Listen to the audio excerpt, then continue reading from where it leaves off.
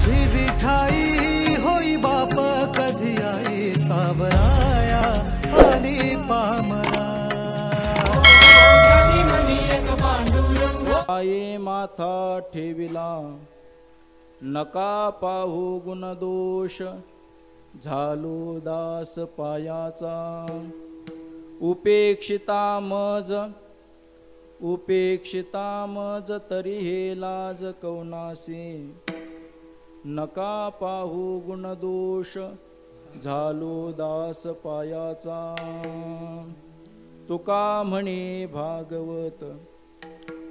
म्हणे भागवत केले श्रुत सकळा नका पाहू गुणदोष झालो दास पायाचा विठ्ठल विठ्ठल विठ्ठल विठ्ठल प्रथम नमन पांडुरंगा करू प्रथम नमन पांडुरंगा करू प्रथम नमन दुसरे चरणा संतांचे दुसरे चरणा संतांची दुसरे चरणा संतांची त्यांच्या कृपादाने कथेचा विस्तार त्यांच्या कृपादाने कथेचा विस्तार त्यांच्या कृपादाने कथेचा विस्तार त्यांच्या कृपादाने कथेचा विस्तार बाबाजी सद्गुरुदास तुका बाबाजी सद्गुरुदास तुका बाबाजी सद्गुरुदास तुका पांडुरंगा करू प्रथम नमन दुसरे चरणा संतांची त्यांच्या कृपादाने कथेचा विस्तारू बाबाजी सद्गुरु दास तुका योऽन्त प्रविश्य मम वाचमिमां प्रसुप्तां सञ्जीवयत्यखिलशक्तिधरस्वधाम्ना अन्यांश्च हस्तचरणश्रवणत्वगादीन् प्राणान्नमो भगवते पुरुषाय तुभ्यं कलावज्ञजीवोद्धरार्थावतारं कलाङ्काङ्कतेजोऽधिकामुदिवक्त्रं खलानीशवादापणोदार्हदक्षं समाधिस्थमूर्तिं भजे ज्ञानदेवम् अधिष्ठान जेथे प्रतिष्ठान देखा तेथे जन्मला तो गुणातीत एका जयाचे निनामे चुके जन्म व्यथा नमस्कार माझा श्री सद्गुरु एकनाथा नमो सद्गुरु तुकया ज्ञानदीपा नमो सद्गुरु सच्चिदानंद रूपा नमो सद्गुरु भक्त कल्याण मूर्ती नमो सद्गुरु भास्करा पूर्ण कीर्ती संपाद्य ज्ञानञ्च विधाय भक्तिं विलोकितो येन समाधिराजः वैराग्यवन्तं सुविचारयुक्तं नमामि जोगं शिरसा गुरुन्तं आत्मरूप गणेशु स्मरण सकळ विद्यांचे अधिकरण तेची वंदू श्री चरण श्री गुरूंचे ते नमस्कारोनी आता काय माझी वाणी मानेल संतांसी रंजवो चित्तासी आपुलिया माझी वाणी तुझे वर्णे गुणनाम ऐसे देई प्रेम काही कळा वचनायका कमलापती मज रंकाची विनंती कर जोडितो कथे काळी आपण असावे जवळी शरण शरण एकनाथा शरण शरण एकनाथा पाये माथा ठेविला नका पाहू गुणदोष झालो दास पायाचा षडगुण ऐश्वर्य संपन्न भगवान श्री पंढरीश पांडुरंग परमात्मा मुक्त कैवल्य तेजोनिधी ज्ञानी यांचे राजे योग्यांची माऊली साधकांचे मायबाप कैवल्य साम्राज्य चक्रवर्ती भगवान श्री ज्ञानोबराय पंढरीरायाचे प्रेम भंडारी लाडके भक्त श्री संत नामदेव महाराज प्रतिष्ठान निवासी श्री संत शांती ब्रह्मनाथ महाराज जगद्गुरु जगद्वंदनीय विश्वभूषण विश्वोद्धारक श्री तुकोबराय आदी करून सकल संतांच्या चरणी साष्टांग दंडवत स्वानंद सुखनिवासी सद्गुरु जोग महाराज वारकरी शिक्षण संस्था सकल गुरुवर्यांच्या चरणी साष्टांग दंडवत तुम्हा ज्येष्ठ श्रेष्ठ श्रोतृ मात्या पित्यांच्या चरणी साष्टांग दंडवत. विठ्ठल विठ्ठल विठ्ठल विठ्ठल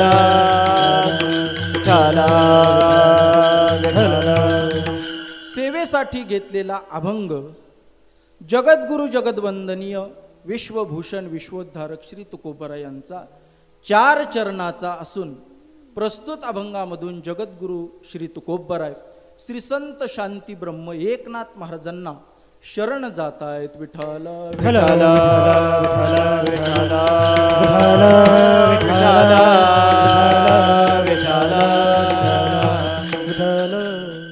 आज वारकरी संप्रदायाच्या दृष्टीने अतिशय महत्त्वाचा दिवस आहे.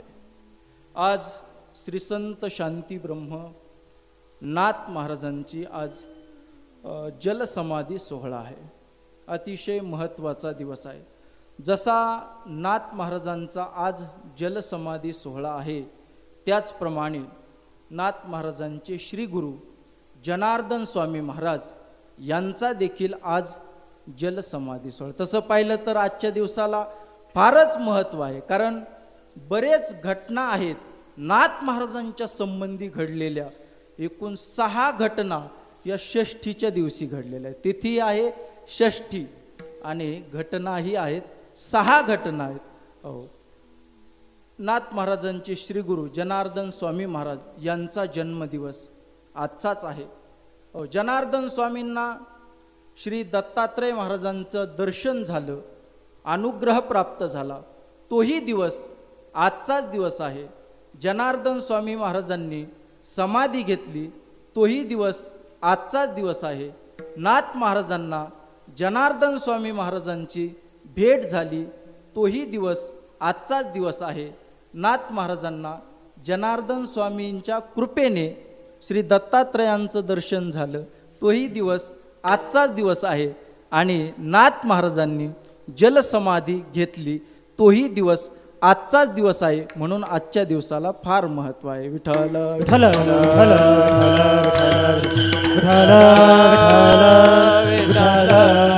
म्हणून जगद्गुरु श्री तुकोबरायांच्या या परमपावन पवित्र तपस्थलीमध्ये अनुष्ठान भूमीमध्ये आपण नाथ महाराजांचा हा सोहळा साजरा करत आहोत. समोर भगवान श्री ज्ञानोबराय आहेत, पाठीमागं सद्गुरु जोग महाराज आहेत, भूमी जगद्गुरु तुकोबरायांची आहे आणि सोहळा नाथ महाराजांचा आहे. विठ्ठल या संत महात्म्यांचं वर्णन आपण आपल्या प्राकृत वाणीने करू शकत नाहीत, ते पूर्ण होणार नाही. मग एखाद्या संत महात्म्यांच्या शब्दाचा आधार घ्यावा आणि त्या शब्दाच्या आधारे या संत महात्म्यांचं वर्णन करावं. मग आपण ज्या स्थानामध्ये राहत आहोत त्या जगद्गुरु तुकोबरायांच्या शब्दाच्या आधाराने नाथ महाराजांचं थोडंसं चिंतन करण्याचा प्रयत्न त्यांच्याच कृपेने करायचा आहे. हे स्थान जगद्गुरु तुकोबरायांचं आहे. हे तुकोबरायांची अनुष्ठान भूमी आहे. ही तुकोबरायांची साधना भूमी आहे. ही तुकोबरायांची वैराग्य भूमी आहे. म्हणून प्रपंच रचना सर्वही भोगुनी त्यागिली ही अनुष्ठान भूमी जगद्गुरु तुकोबरायांची आहे. आणि ते जगद्गुरु तुकोबराय श्री संत शांती ब्रह्म नाथ महाराज यांना शरण जात आहेत. विठ्ठल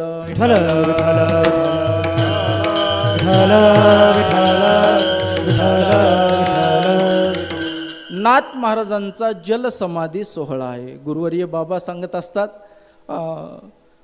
भगवान परमात्म्याची केली जाते ती जयंती केली जाते. संत महात्म्याची पुण्यतिथी किंवा सोहळे केले जातात आणि सामान्य जीवाचं केलं तर श्राद्ध केलं जातं. म्हणून आज शांती ब्रह्मनाथ महाराजांचा हा सोहळा आहे. संत महात्म्यांचे सोहळे केले जातात. ज्ञानोबरायांचा आपण जर पाहिला तर संजीवन समाधी सोहळा आहे. जगद्गुरु तुकोबरायांचा सदैव वैकुंठ गमन सोहळा आहे. नाथ महाराजांचा जलसमाधी सोहळा. संत महात्म्यांचे सोहळे केले जातात. का बरं त्यांचे सोहळे केले जातात? कारण त्यांचं जीवन अशा प्रकारचं दिव्य आहे, अमरत्वाला प्राप्त झालेलं त्यांचं जीवन आहे. म्हणून हा वारकरी संप्रदाय हा मरक्या संतांचा संप्रदाय नाही, अमर होणाऱ्या संतांचा संप्रदाय आहे. आणि हा वारकरी विचार, हा वैदिक विचार जीवाला अमरत्व प्राप्त करून देणारा आहे. म्हणून अमृतस्य वै पुत्राः, तुम्ही अमृताचे पुत्र आहात, तुम्ही अमृत स्वरूप आहात, तुम्ही अमर आहात. जगद्गुरु तुकोबराय देखील सांगतात, मरण माझे मरोनी गेले, मग मज केले अमर. अमरत्व मला प्रदान केलेलं आहे. जगद्गुरु तुकोबरायांना विचारलं, महाराज आमचं काय? तुकोबराय सांगतात, तुम्ही पण अमरच आहात. अमर आहा अमर आहा, खरे की पाहा खोटे, खरे की पाहा खोटे. अमर अमर आमा, तुझी पात्र थोडे.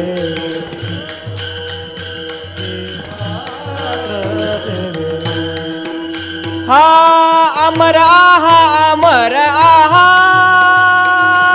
खरे की पहा खोटे, खरे की पहा खोटे, खरे की पहा खोटे. अमर अमर आमा,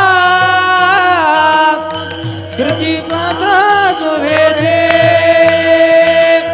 करती पात्र नोहे थे.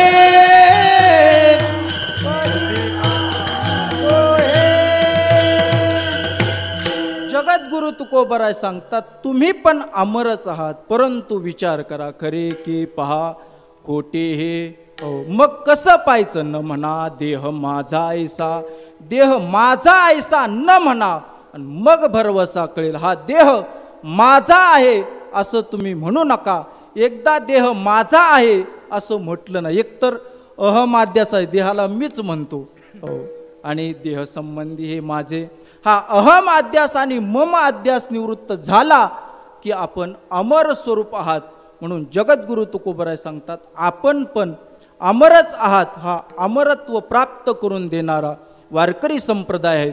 सर्व संत महात्मे हे अमर स्वरूपाला प्राप्त झालेले आहेत. अर्थात मरण जे येणार आहे, ते मरण येणार आहे ते देहाला येणार आहे. कारण हा देह जाणारच आहे, देह हा नाशवान आहे, त्याचं मरण आहे. एकदा मनुष्य जन्माला आला तर त्याला मरावंच लागणार आहे, मेल्याशिवाय गत्यंतर नाही. हो.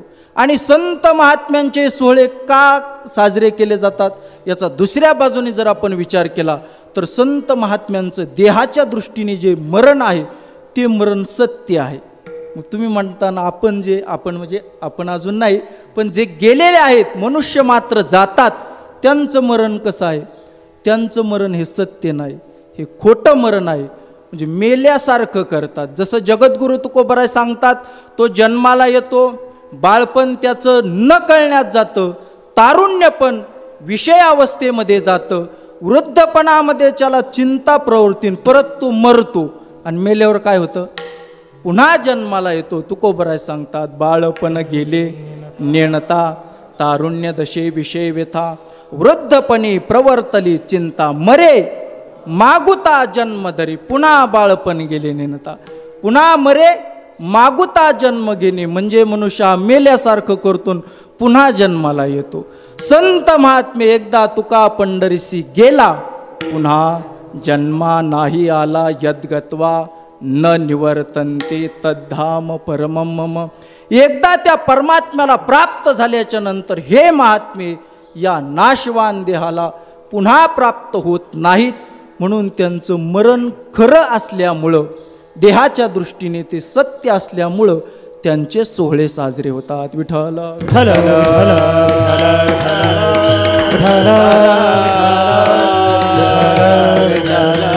आपलं मरण हे मेल्यासारखं आपण करतो. गुरुवर्य मारुती बाबा एक दृष्टांत सांगत असतात. एक घरी पाहुणा येतो, नवीन लग्न झालेलं आहे आणि पाहुणा त्यांच्या घरी आलेला आहे. हा पाहुणा म्हणजे असे घर शोधणाराच पाहुणा असतो. तो घरी आलेला आहे. आता घरी आले पाहुणा किती दिवसाचा? 3 दिवसाचा. हा आलेला आहे. महिना झालं, 1.5 महिना झालं, जाण्याचं नाव नाही तर चिन्हसुद्धा दिसत नाहीत जाण्याचे. आता शेवट किती दिवस सहन करणार त्यांनी? पत्नीने विचारलं पतीला, का हो म्हणे हे किती दिवस थांबणार? पतीने आता म्हणावं तरी कसं, पाहुणा आहे म्हणून त्याने थोडं वेगळ्या पद्धतीने विचारलं. माणसं बोलायला फार हुशार असतात. त्यांनी सांगितलं, का हो म्हणे तुम्ही एवढ्या दिवसापासून इथं आहात, तुम्हाला घरच्याची काय आठवण वगैरे येते का नाही? आता तो त्याच्याही पुढचा होता. तो म्हटला, तर आठवण येते म्हणे. मग असं करू का, त्यांनाच इथं बोलून घेऊन येऊ का? जायला तयार नाही. मग यांनी विचार केला काय करावं. मग याला एक युक्ती सुचली. यांनी सांगितलं, पत्नीला सांगितलं, हे बघ आपले कधी भांडणं होत नाहीत, पण आपण भांडणं करू. मी तुला मारल्यासारखं करील, तू रडल्यासारखं करायचं. घरात किरकिर सुरू झाली की तो निघून जाईल. ठीक आहे, ठरलं. जेवायला बसले आणि जेवायला बसल्याच्या नंतर भाजीमध्ये तिने मीठ टाकलं नाही. आता ठरल्याप्रमाणे सगळं. आणि हा तिच्यावर मोठ जोरात असं ओरडला, कळत नाही का तुला, नेहमीच अशी भाजी करते, तुझ्या हाताला चवच नाही, अमकं तमकं बोलला. आता काय बोलत असते ते आपल्याला काय माहीत नाही. मग ते बोलल्याच्या नंतर ती म्हटली, तुमचं नेहमीचंच चाललंय, बाहेरचं तुम्हाला गोड लागतं, घरी आलं की आज झालं. त्यांचं काय झालं की तो म्हटलं मला बोलती, इकडं तिकडं पाहिलं. ती गेली आतल्या घरामध्ये, ते झालं. आत गेल्याच्या नंतर ती गादी ठेवली होती, ते मारल्यासारखं केलं. असं तोपर्यंत या पाहुण्याने विचार केला. त्याने आपली पिशवी भरलेलीच होती, ती उचलली. हा गृहस्थ आला. म्हटले, का हो? ते म्हटले, नाही आता गेलं पाहिजे, घरची वाट पाहत असतील. म्हटला, ठीक आहे, तुम्हाला सोडवायला येतो. अगदी वेशेपर्यंत सोडवायला त्याला गेला. कोण? घर मालक. आणि तिथपर्यंत गेल्याच्या नंतर मग पुन्हा त्याला सोडून तो माघारी आला. माघारी आला तर पत्नी वाटच पाहत होती. पतिदेव आल्याच्या नंतर पत्नी आनंदाने म्हटली, वा वा, काय मी अभिनय केला म्हणे, केलं का नाही मी रडल्यासारखं? हो. तोही म्हटला, मी मारल्यासारखं केलं का नाही? एवढं होईपर्यंत तो पुन्हा वेशीपासून माघारी आला. आणि तो म्हटला, मी पण गेल्यासारखं केलं का नाही? हो. म्हणून आपलं मरण आहे हे या पाहुण्यासारखं आहे. विठ्ठल विठ्ठल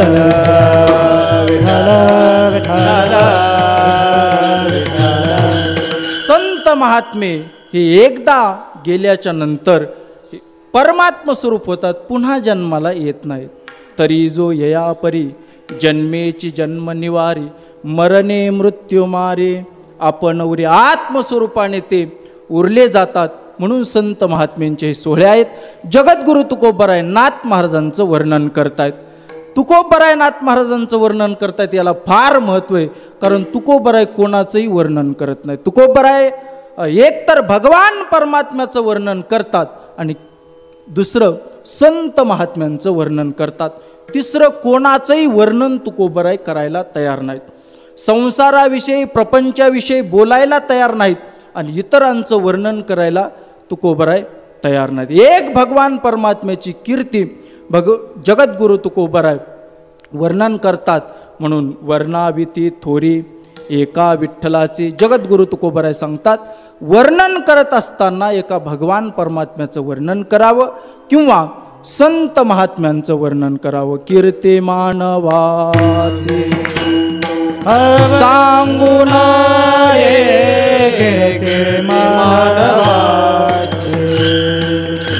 सांगून कीर्ती मानवाची, सांगून कीर्ती मानवाची.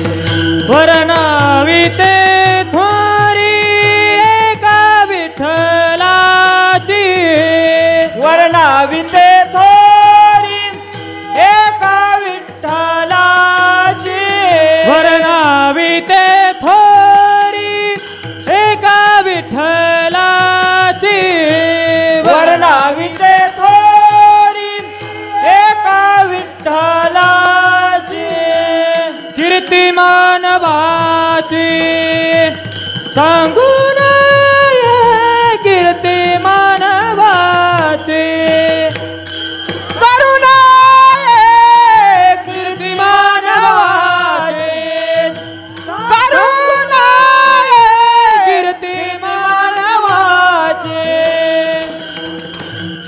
जगद्गुरु तुकोबराय सांगतात, मानवाची कीर्ती सांगू नये. का? स्तवोनिया नरा केला आयुष्याचा मातेरा. म्हणून मनुष्याचं वर्णन मनुष्याने करू नये. जगद्गुरु तुकोबराय हात जोडून सांगतात, हे पंडित जन हो, तुमचे वंदितो चरण नका करू नरस्तुती. हो, म्हणून मनुष्याची स्तुती करू नये. एक वर्णन करायचं असेल तर भगवान परमात्म्याचं वर्णन करावं किंवा संत महात्म्यांचं वर्णन करावं. जगद्गुरु तुकोबराय आपल्या जीवनामध्ये भगवान परमात्म्याचं वर्णन करतात आणि दुसरं संत महात्म्यांचं वर्णन करतात. मनुष्याचं वर्णन करत नाहीत. एवढंच नाही, मनुष्याची भीडही तुकोबराय धरत नाहीत, भीड धरत नाहीत. तुकोबराय सांगतात, आमचा अवतारच हे सत्य सांगण्यासाठी आहे. नाही भिडबार तुका म्हणे साना थोर. म्हणून मनुष्याची उपदेश करत असताना जगद्गुरु तुकोबराय सारखे महात्मे सामान्य जनाची भीड धरत नाहीत. कारण भीड धरल्याच्या नंतर त्यांचं हित होणार नाही.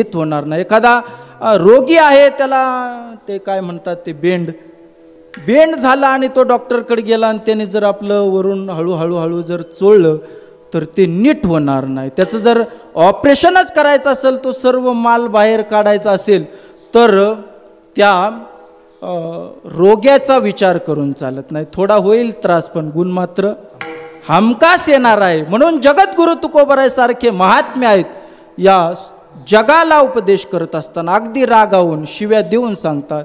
किती सांगू तरी हे काय आहे, बेंड पिळणंच आहे. म्हणून इथं जगद्गुरु तुकोबराय सारखे महात्मे भीड धरत नाहीत. पण जगद्गुरु तुकोबराय सारखे महात्मे एक भगवान परमात्म्याची आणि संत महात्म्याची भीड तुकोबरायांना लोटत नाही. एक वेळेस भगवंताची भीड तुकोबराय ठेवीत नाहीत, पण संत महात्म्यांची भीड तुकोबरायांना लोटवत नाही. विठ्ठल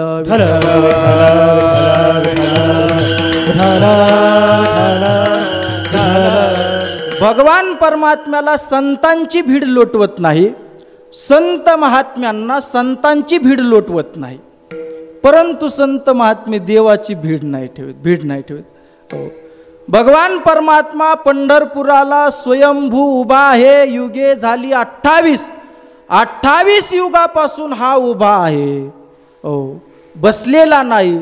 मग भगवान परमात्म्याला विचारलं, का हो तुम्ही एवढ्या दिवसापासून उभा, तुमचं हात दुखत नाही का, कंबर दुखत नाही का, पाय दुखत नाही का, तुम्ही काही बोलतही नाही. याचं कारण भगवान परमात्मा सांगतात. जगद्गुरु तुकोबराय सांगतात, हा भगवान परमात्मा 28 युगापासून उभा आहे, याचं कारण भीड आहे. कारण ह्या भिडेमुळंच तो पुंडलिकरायांना बोलू शकत नाही. भिडा न बोले पुंडलिकासे, पुंडलिकरायांना बोलत नाही.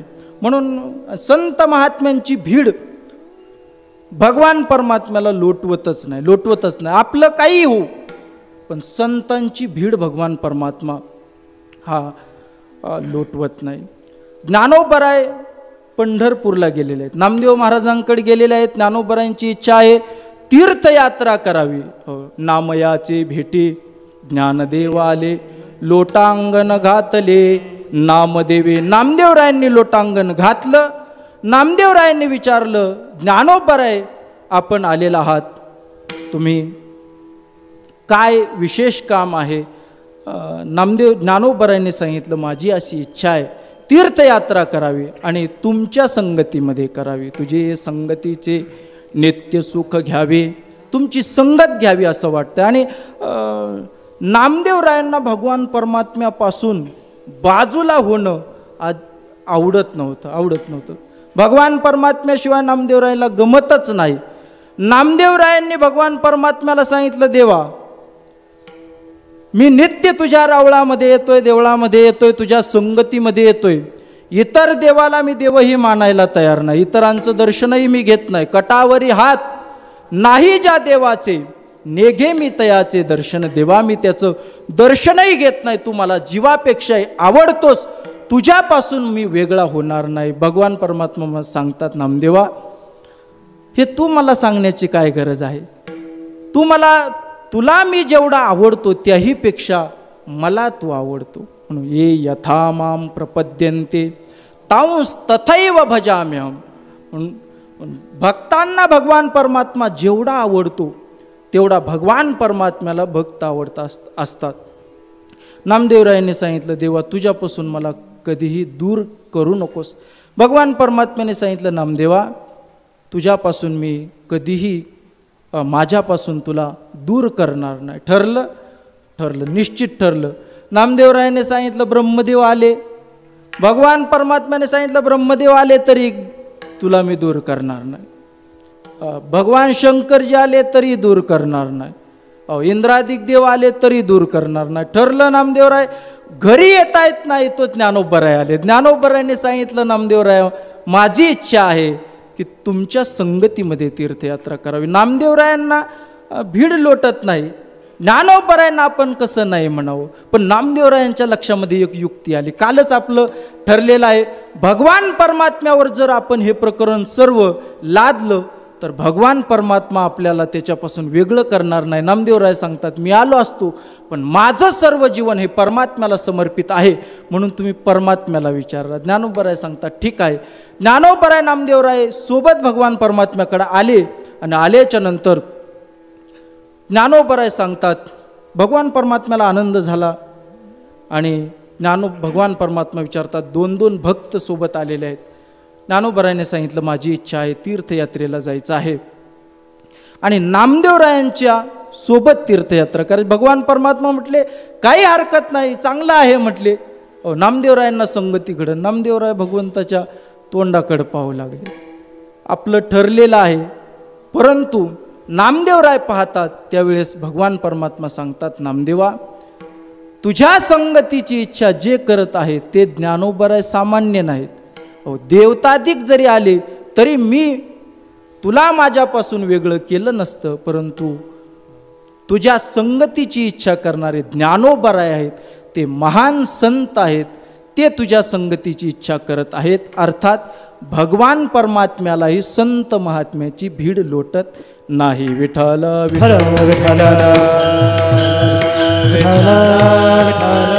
पुंडलिक वरदा विठ्ठल श्री ज्ञानदेव तुकाराम भगवान भगवान की विठ्ठल विठ्ठल. जसं भगवान परमात्म्याला संतांची भीड लोटल्या जात नाही, त्याचप्रमाणे संत महात्म्यांनाही संतांची भीड लोटल्या जात नाही. एक वेळेस भगवंताची भीड न धरणारे संत महात्मे. म्हणून जगद्गुरु तुकोबरायांकडे एक मनुष्य आला, संत म्हणा, भगवान परमात्म्याकडे शिफारस घेऊन गेला. तरी देखील भगवान परमात्मा सांगतात, महाराज हा दाता आहे, आपलं सर्व ट्रस्ट याच्यावर चालतंय. कीर्तनकार आहे ते, गुरुवर्य बाबा सांगत असतात, ते टोले जंग महाराज आहेत, म्हणून यांना म्हणा. परंतु तुकोबराय त्यांना संत म्हणायला तयार नाहीत. भगवान परमात्मा सांगतात, तुकोबराया मी सांगतो म्हणून म्हणा. तरीही तुकोबराय ऐकत नाही. भगवान परमात्मा सांगतो, माझं सामर्थ्य माहीत आहे का? कर्तुम अकर्तुम अन्यथा कर्तुम शक्ती संपन्न मी सांगतोय. जगद्गुरु तुकोबराय सांगतात, काही हरकत नाही, तू जरी सांगितलं तरीही मी म्हणणार नाही. भगवान परमात्मा सांगतात, याचा परिणाम काय होईल? तुकोबराय सांगतात, काहीही परिणाम झाला, तू काहीही केलं तरी चालन, पण मी त्यांना संत म्हणणार. करीसित देवा करी माझे सुखे, करीसित देवा करी माझे सुखे, करीसित देवा करी माझे सुखे, करीसित देवा करी माझे सुखे. परिमितासी मुखे नमने संता, परिमितासी मुखे नमने संता, परिमितासी मुखे नमने संत, परिमितासी मुखे नमने संत. करीसित देवा करी माझे सुखे, करी माझे सुखे, करीसित देवा करी माझे चुके, करी माझे चुके. परमित्यासी मुखे, परमित्यासी मुखे नमन संत. परमित्यासी नव्हे, परमित्यासी मुखे नमन संत. जगद्गुरु तुकोबराय भगवान परमात्म्याची भीड धरायला तयार नाहीत. अपरमार्थिक समोर आल्याच्या नंतर काय कुणास ठाऊक, पण तुकोबरायांना फारच आतूनच राग येतो. ढोंग करणारा अपारमार्थिक कुणी आला की तुकोबरायांना ते सहनच होत नाही, सहन होत नाही. एखादा सत्तेसाठी किंवा धनासाठी परमार्थ करत असेल, भोगासाठी परमार्थ करीत असेल तर तुकोबराय त्याची गय करायला तयार नाहीत. पण आता ऐका, एक बीड परगाण्याचा ब्राह्मण आहे, तो ज्ञानोबरायांकडे येतो, ज्ञानोबरायांच्या समोर धरणं धरतो, ज्ञानोबरायांना सांगतो मला धन हवंय, मला विद्या हवी आहे. हे दोन्हीही त्या दृष्टीने व्यवहारिकच आहे. ज्ञानोबराय सांगतात आता जगद्गुरु तुकोबराय देहूला जा. ज्ञानोबरायांनी पाठवलेला हा धरणेकरी आहे. भगवान परमात्म्याने पाठवलेला तो ग्रहस्थ. तुकोबराय सांगतात करीसी ते देवा, करी माझे सुखे. ज्ञानोबरायांनी पाठवल्याच्या नंतर तुकोबराय तसं म्हटले नाही. ज्ञानोबरायांनी माऊलींनी पाठवलेला आहे. ज्ञानोबरायांची भीड तुकोबरायांना लोटवत नाही. जगद्गुरु तुकोबरायांनी त्याला सांगितलं तू लोहगावला जा. शिवाजी कासार त्या ठिकाणी आहे, शिवबा कासार. तो जी वस्तू देईल ती वस्तू घेऊन ये. घेऊन ये म्हटल्यानंतर तिथं गेला. आता ते वारकऱ्याचं घर, शिवबा कासार म्हणजे काय असणार, त्यांनी सांगितलं महाराजांनी सांगितलेलं आहे काहीतरी द्या. त्याने इकडे तिकडे पाहिलं, शेतकरी मनुष्य आहे, काही दिसत नाही. आता मग ते आवताच्या पासा होत्या, ती पास त्याच्या हाताला लागली आणि ती पास त्याने दिली. त्या पासा घेऊन तो आला. एवढं वजन ते म्हटलं आता या लोखंडाचं काय करायचं. त्याने वाटेमध्येच त्या पासा टाकून दिलेल्या आहेत आणि तो एक घेऊन आलेला आहे. आल्याच्या नंतर ते पाहिलं आणि जगद्गुरु तुकोबरायांनी जवळ पडलेला एक दगड घेतला आणि तो पासेला लावला. पासेला लावल्याच्या नंतर ती पास सुवर्णाची झाली. तुकोबरायचं सामान. याला असं वाटलं की आता मध्ये आपण टाकल्या, तो शोधण्यासाठी गेला, पण त्या पासा नव्हत्या. मला वाटतं हा दुसरा प्रसंग आहे. हा धरणेकरी आलेला आहे. जगद्गुरु तुकोबरायांनी त्याला नारळ दिला, श्रीफळ दिला आणि काही अभंग त्याच्याकडे दिलेला. त्याने ते श्रीफळ पाहिलं, श्रीफळच्या खाली पाहिलं थोडं वाकून, काहीच दिसत नाही, काय करावं. मग त्याने सांगितलं आपलं ह्या दारिद्र्य श्रीफळाने काय जाणार आहे, म्हणून तो श्रीफळ आणि ते अभंग त्याच ठिकाणी टाकून गेलेला आहे. अर्थात तो अशुद्ध भावना घेऊन आलेला होता, म्हणून त्याला संतांची ती संगत, संतांचा प्रसाद हा फलद्रूप झालेला नाही. म्हणून संत महात्म्यांकडे जात असताना संतांचा प्रसाद प्राप्त करून घ्यायचा असेल तर अंतःकरण शुद्ध लागतं. शुद्ध अंतःकरण नसेल तर संतांचा प्रसादही उपयोगाला येत नाही. म्हणून जगद्गुरु तुकोबराय सांगतात पाहे प्रसादाची वाट, पाहे प्रसादाची वाट, पाहे प्रसादाची वाट, पाहे प्रसादाची वाट. द्यावे दोणी ताट, द्यावे दोणी ताट, द्यावे दोणी ताट, द्यावे दोणी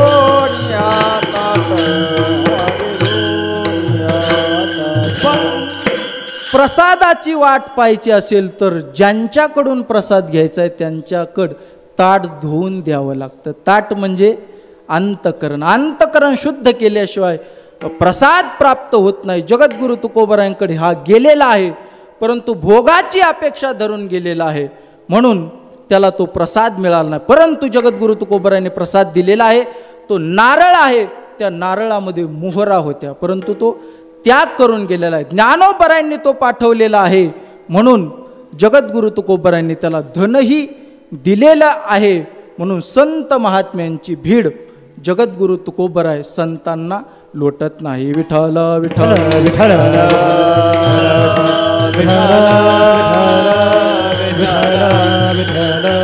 म्हणून जगद्गुरु तुकोबराय वर्णन करायचं असेल तर संत महात्म्यांचं. का बरं संतांचं वर्णन करतात, संतांची भीड लोटत नाही?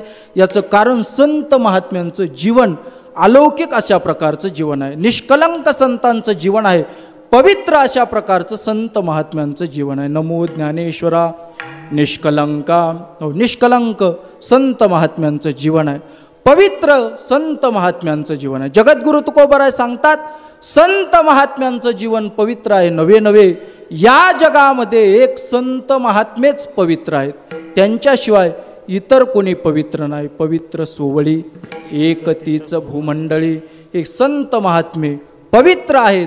त्यांचं जीवन निष्कलंक अशा प्रकारचं जीवन आहे. म्हणून संत महात्म्यांचं वर्णन करतात. विठ्ठल विठ्ठल विठ्ठल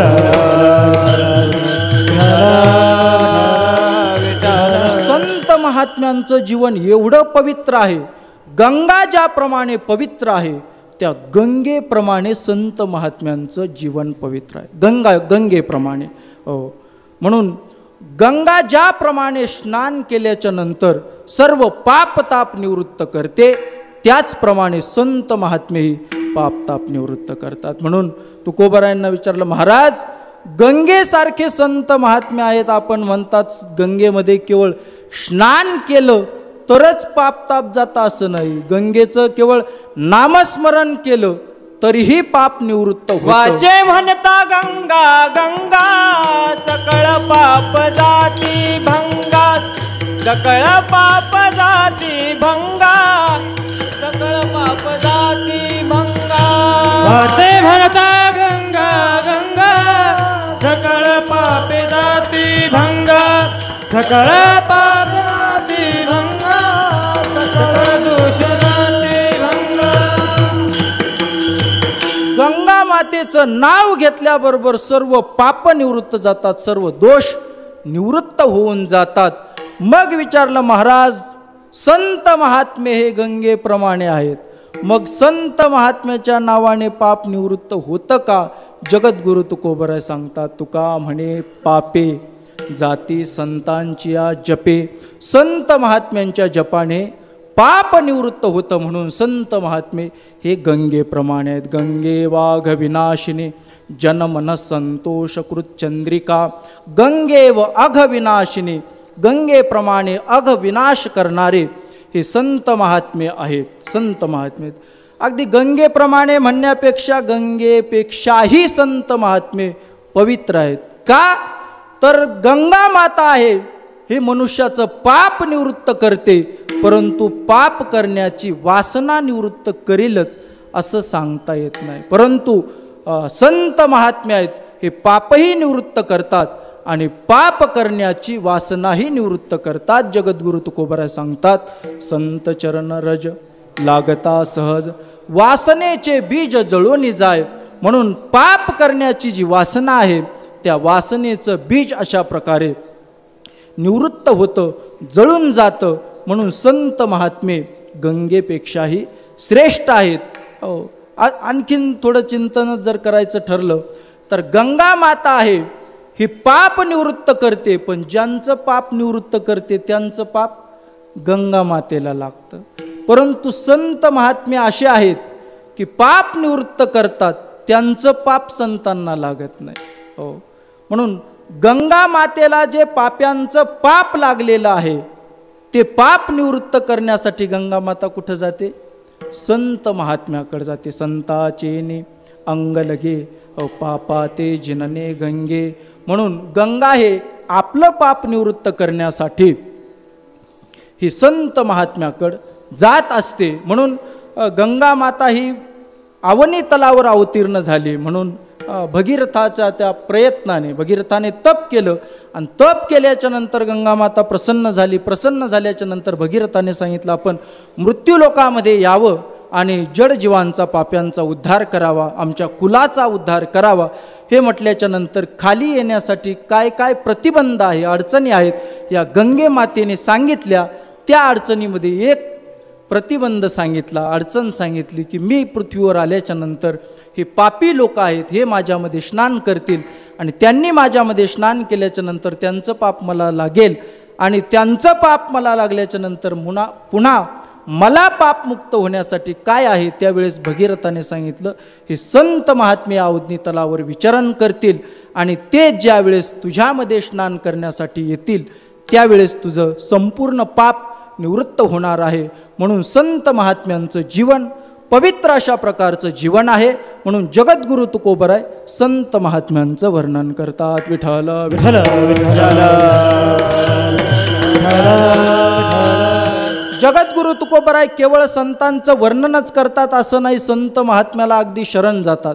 म्हणून शरणही जात असताना जगद्गुरु तुकोबराय एक भगवान परमात्म्याला शरण जातात आणि दुसरं संत महात्म्याला शरण जातात. भगवान परमात्म्याला शरण का जायचं जगद्गुरु तुकोबराय सांगतात, तो भगवान परमात्मा या भवनदीतून आपल्याला तरुण येईल म्हणून त्याला शरण जायचं. म्हणून शरण जावे सर्व भावे देवासी तो हात उतरिल पार भव दुस्तर नदीचा. म्हणून शरण जावे सर्व भावे देवाचे उतरिल पार भव दुस्तर नदीचा. म्हणून शरण जावे सर्व भावे देवाचे तो हा उतरिला पार भाव दुस्तर नदीचा.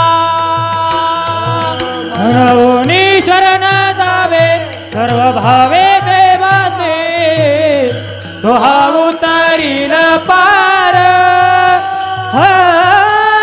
भव दुस्तर नदीचा. जगद्गुरु तुकोबराय सांगतात त्या एकतर भगवान परमात्म्याला शरण जावं. का जावं तर तो भगवान परमात्मा आपल्याला या भवसागरातून तारून नेणार आहे. म्हणून त्या भगवान परमात्म्याला शरण जावं आणि दुसरं संत महात्म्याला शरण जावं. म्हणून तुकोबराय शरण गेले तर संतांना शरण जातात. कोणत्या संतांना शरण जातात? जे निरंतर भगवान परमात्म्याचं चिंतन करतात, प्रभूची सेवा करतात, त्या संत महात्म्यांना शरण जगद्गुरु तुकोबराय सांगतात. निरंतर प्रभूचं चिंतन आहे. कशासाठी शरण जातात? जगद्गुरु तुकोबरायांनी जर हनुमंतरायासारखे भक्त पाहिले तर तुकोबराय त्यांना शरण जातात. का तर भक्तीच्या वाटा काय आहेत त्या मला दाखवा. शरण शरण हनुमंता तुझा आलो रामदूता. हो, काय भक्तीच्या त्या वाटा मज दावाव्या सुभटा. या भक्तीच्या वाटा मला दाखवा. म्हणून संत महात्म्यांना शरण येतात. म्हणून आज जगद्गुरु तुकोबराय श्री संत शांती ब्रह्मनाथ महाराजांना शरण येत आहेत अभंगाच्या प्रथम चरणात. शरण शरण एकनाथा शरण शरण एकनाथा शरण शरण एकनाथा शरण शरण एकनाथा शरण शरण एकनाथा शरण शरण एकनाथा शरण शरण एकनाथा शरण शरण एकनाथा. पायी माथा ठेविला पायी माथा ठेविला नका पाहू गुण दोष नका पाहू गुण दोष. पायी माथा ठेविला पायी माथा ठेविला नका पाहू गुण दोष नका पाहू गुण दोष. तुकोबराय नाथ महाराजांना शरण येतात. शरण शरण एकनाथा पायी माथा ठेविला. जगद्गुरु तुकोबराय नाथ महाराजांच्या चरणावर माथा ठेवतायत. शरण जात आहेत. का शरण जात आहेत?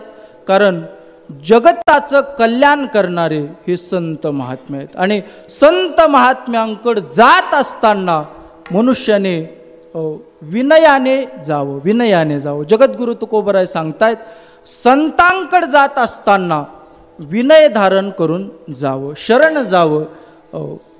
शरण गेलं तरच ते आपल्यावर कृपा करत असतात.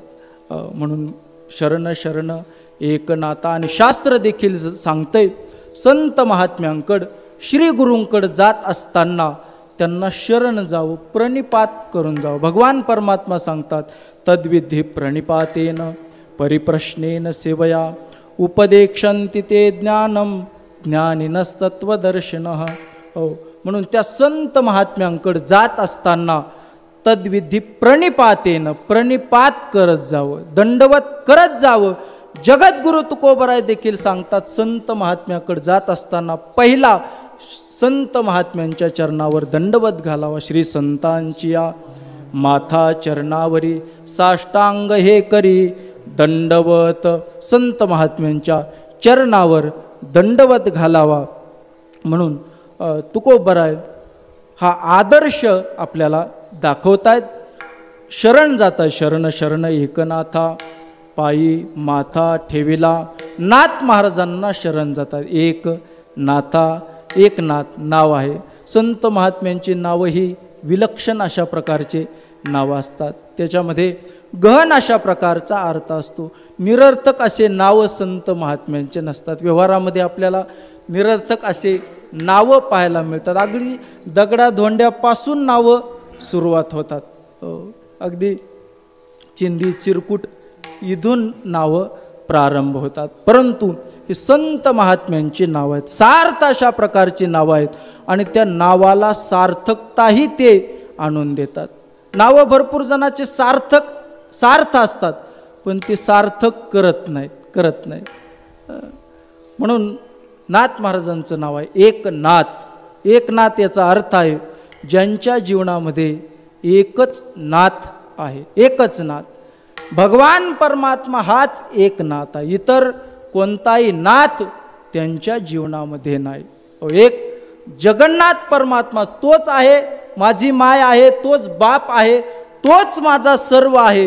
ही भावना नाथ महाराजांची आहे. माय जगन्नाथ बाप जगन्नाथ, माय जगन्नाथ बाप जगन्नाथ, माय जगन्नाथ बाप जगन्नाथ, माय जगन्नाथ बाप जगन्नाथ.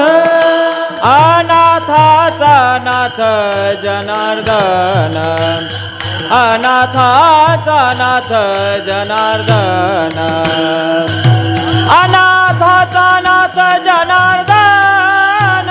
माय जगन्नाथ बाप जगन्नाथ, माय जगन्नाथ बाप जगन्नाथ.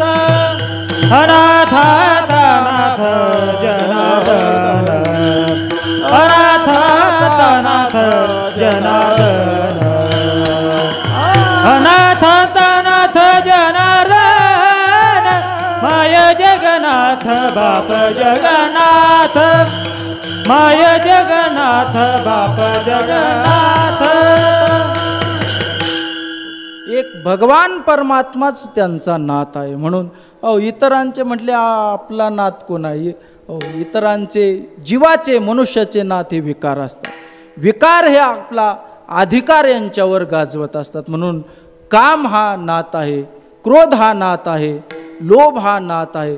परंतु संत महात्म्याचा मालक एक भगवान परमात्मा असतो, म्हणून त्यांना एकनाथ म्हणतात. आणखीन याच्यापेक्षा थोडा वेगळा अर्थ पाहायचा ठरला तर भगवान परमात्मा, एक भगवान परमात्मा ज्यांचा नाथ ते नाथ महाराज. त्याहीपेक्षा भगवान परमात्मा सगळ्या जगाचा मालक आहे, नाथ आहे. ऐसा मी समर्थू, ऐसा जो समर्थू तो मी जगाचा नाथू.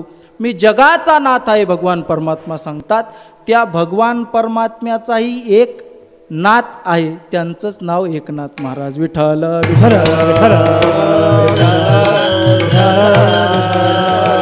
आणि त्यांच्या चरित्रामधून आपल्याला हे पाहायलाही मिळालेलं आहे. भगवान परमात्म्याचे नाथ महाराज आहेत. भगवान परमात्मा नाथ महाराजांचा सेवक आहे, दास आहे. आणि सामान्य दास नाही महाराज, सर्व घरामधील सर्व जे काम आहे ते भगवान परमात्मा स्वतःच्या देहाने, शरीराने, अंगाने तो सर्व काम करत आहे. काय काम करत आहे? पूजेमधील सर्व आहे ते साहित्य सर्व आणून द्यावं, सकाळी पहाटे उठावं, कावड घ्यावी, खांद्यावर कावड घ्यावी, गंगेवर जावं, गोदावरीमध्ये कावड बुडवावी आणि पाणी वाहण्याचं काम नाथ महाराजांच्या घरी या परमात्म्याने केलेलं आहे. निळोबराय सांगतात की कावडीने पाणी ज्या घरी चक्र पाणी वाहे. कावडीने पाणी ज्या घरी चक्र पाणी वाहे. कावडीने पाणी ज्या घरी चक्र पाणी वाहे. कावडीने पाणी ज्या घरी चक्र पाणी वाहे. अनन्य भक्ती भावे निळावंदी त्याचे पाय. अनन्य भक्ती भावे निळावंदी त्याचे पाय. अनन्य भक्ती भावे निळावंदी त्याचे पाय. अनन्य भक्ती भावे निळावंदी त्याचे पाय. ओ आरती स्वामी एकनाथा. ओ आरती स्वामी एकनाथा. स्वामी एकनाथा. ओ वाळू आरती स्वामी एकनाथा. भगवान परमात्म्याने ज्यांच्या घरी काम करावं, राबवावं ते नाथ महाराज आहेत. म्हणून नाथाचेही नाथ महाराज आहेत. म्हणून एकनाथ महाराज हे सार्थ अशा प्रकारचं नाव आहे. जगद्गुरु तुकोबराय सांगतात, महाराज आपला हा अधिकार आहे, साक्षात भगवान परमात्म्याने आपल्याकडं काम करो. काय नाथ महाराजांचं भाग्य होतं. महाराज नाथ महाराज नित्यनेम करण्यासाठी बसत असत.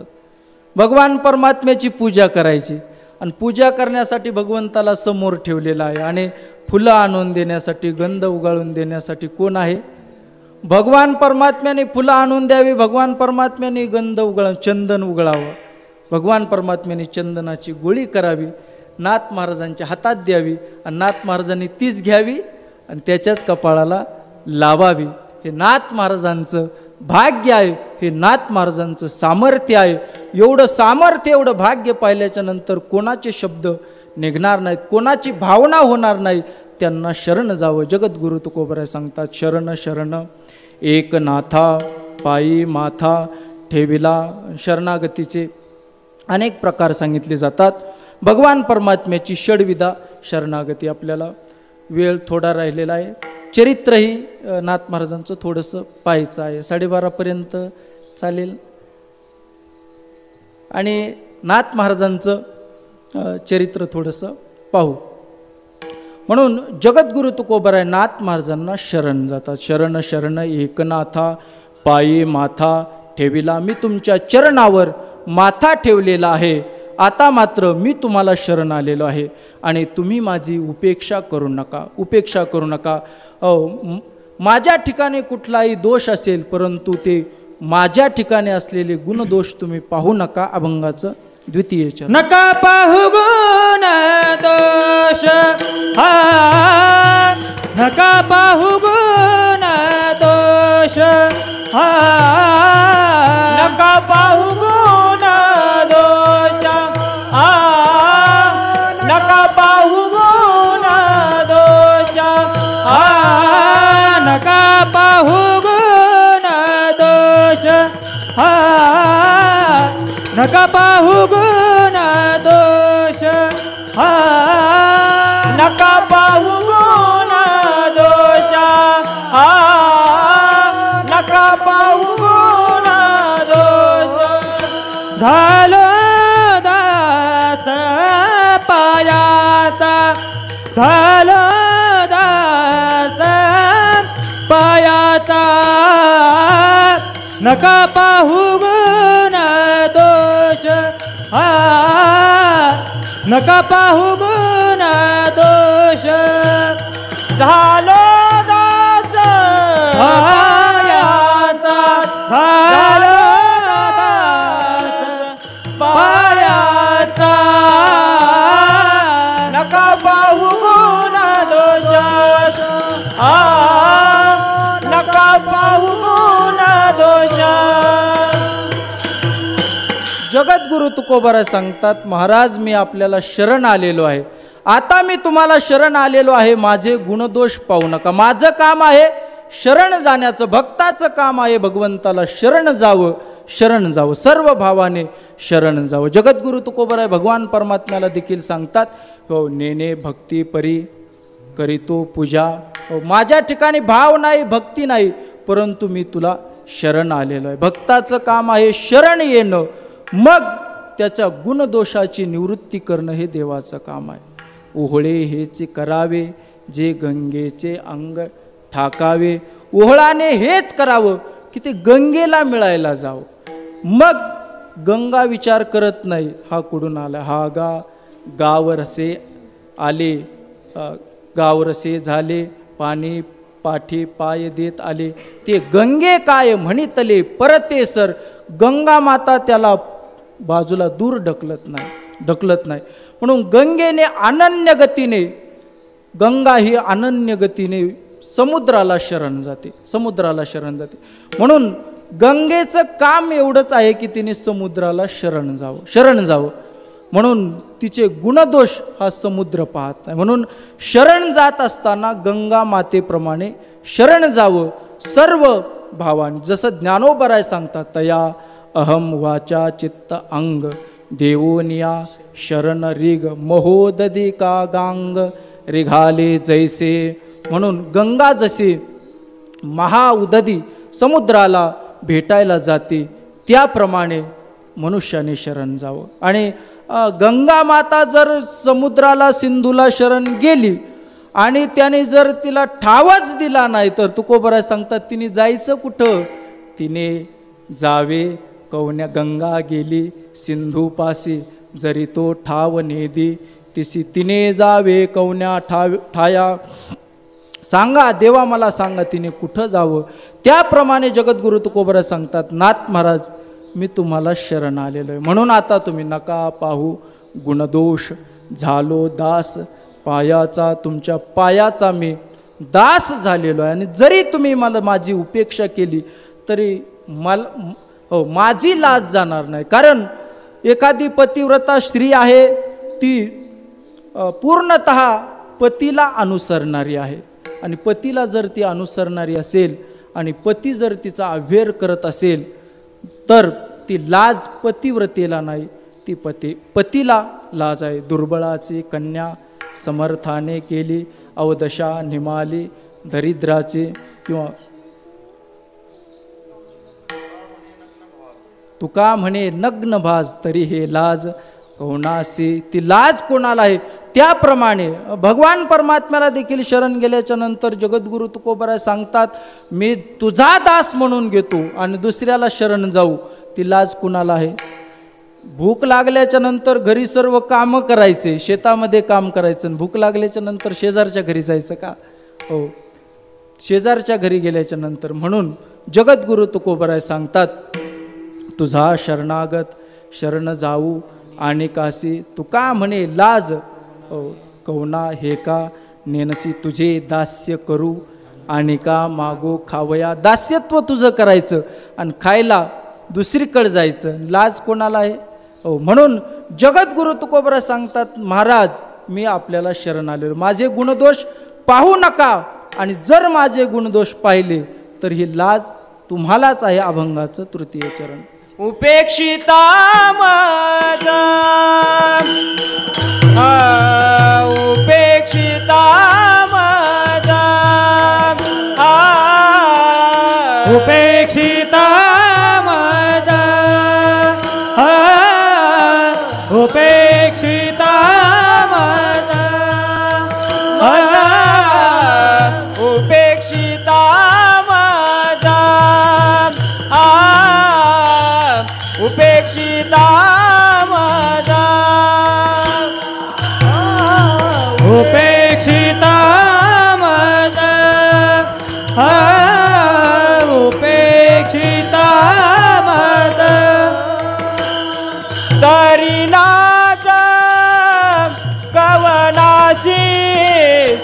तरी लाज कवनासी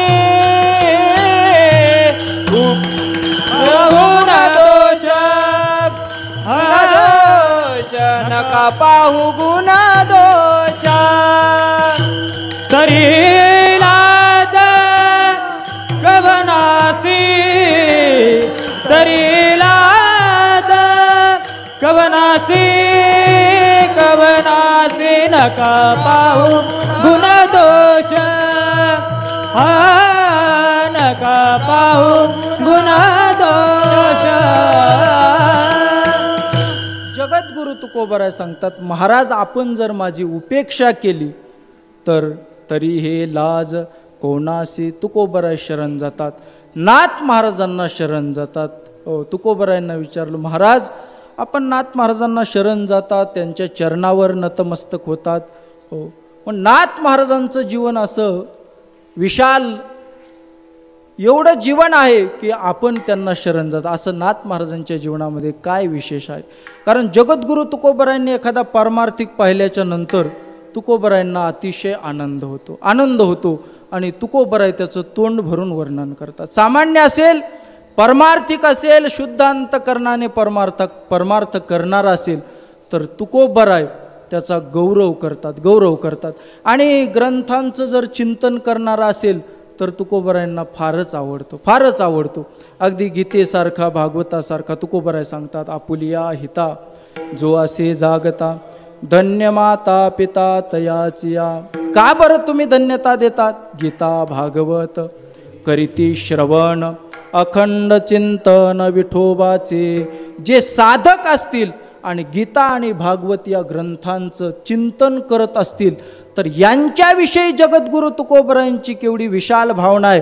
तुकोबराय सांगतात, या महात्म्यांची सेवा मला जर घडली तर मी माझं भाग्य समजेल. तुका म्हणे मज घडो त्यांची सेवा तरी माझ्या दैवा पार नाही.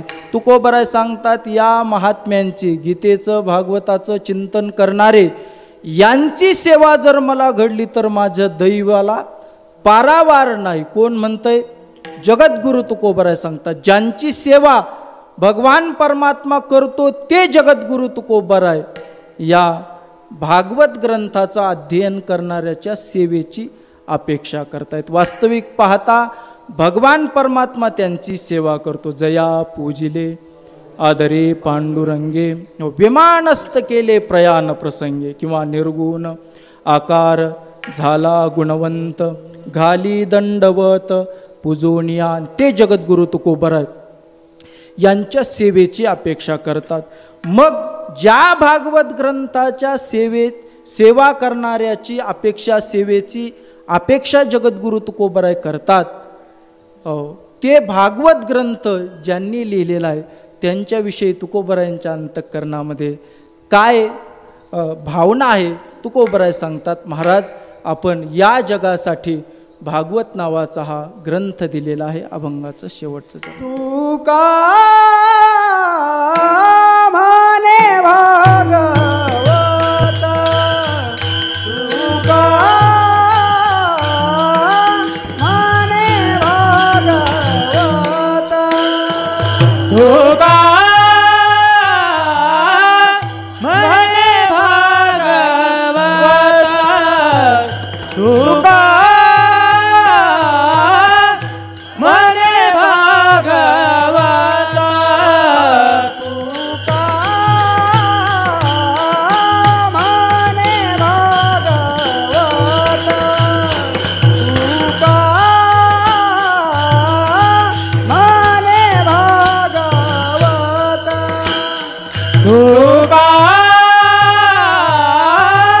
म्हणे भागवत तुका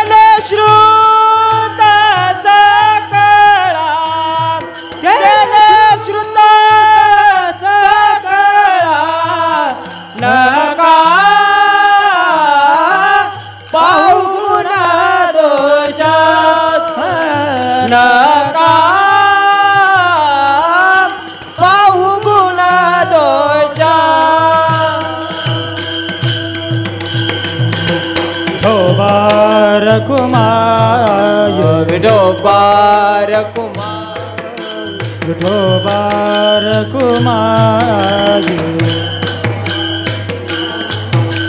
विठोबार कुमाय विठोबार कुमार विठोबार कुमाय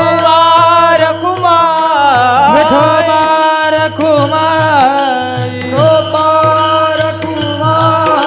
कुमार विठोबार कुमार विठोबार कुमार विठोबार कुमार